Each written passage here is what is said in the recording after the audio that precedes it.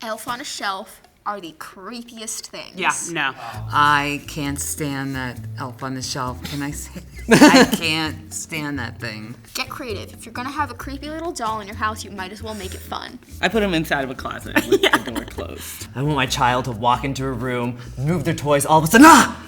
Elf. He's always on a cup or a mug. Checking you out. Yeah. He's a pervert.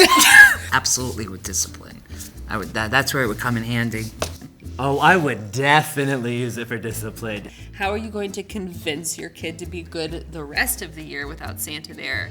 I don't know. My kid is young enough that there is no discipline, and so maybe I'll change my mind when I have like a very powerful tool. The stakes couldn't be any higher with Santa being disappointed in you, right? So it's like if mommy is disappointed and they don't care, then Santa's gonna have to come into the picture.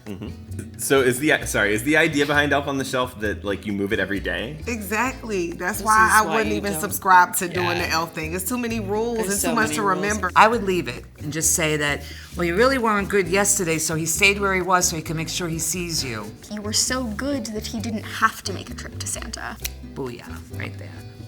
Wait, so an Elf on a Shelf moves if you're bad? I don't know what his job is. We don't support this elf. No, like he's supposed to report to Santa every night. Okay. You're not allowed to touch the elf? I didn't know it was a rule you couldn't touch an touch elf it. if it falls. It dies if you touch it. Oh my God. Elf on the Shelf getting real. Then no, I would not let the kid touch it. It's like, no, he's taking a nap right now because you wore him out. I think you got to preserve the illusion of you can't touch the elf. Otherwise, then it's just chaos, and they'll be like, "Oh wait, nothing happened." I agree with that. If the elf falls, that means it was destined to fall. Yeah. So go ahead and touch the elf. Well, I would accessorize it. Like, why not? Like, make it right. No, I know. It's so opposite. You can buy accessories for the elf, but that's for you, not the kid, and you just need to know that. If you want to bedazzle your elf, you should bedazzle your elf. Please don't buy the elf accessories, okay? Like, honestly, the first thing that came to my mind was like, ooh, the elf could use some hoop earrings. I feel like if I'm gonna commit, it's gonna be the most stunning elf. You know how cute an elf with a little necklace? An elf with a little umbrella? Yeah. Different bow ties. Glitter. It's gonna glitter. I see now that they have like pets for them and they're having children and they're married. And no. Maybe like an eye blindfold. An eye mask. So he can't look at He me. only listens.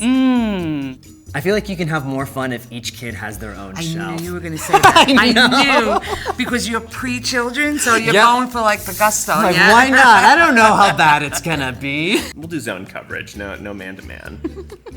I say yeah.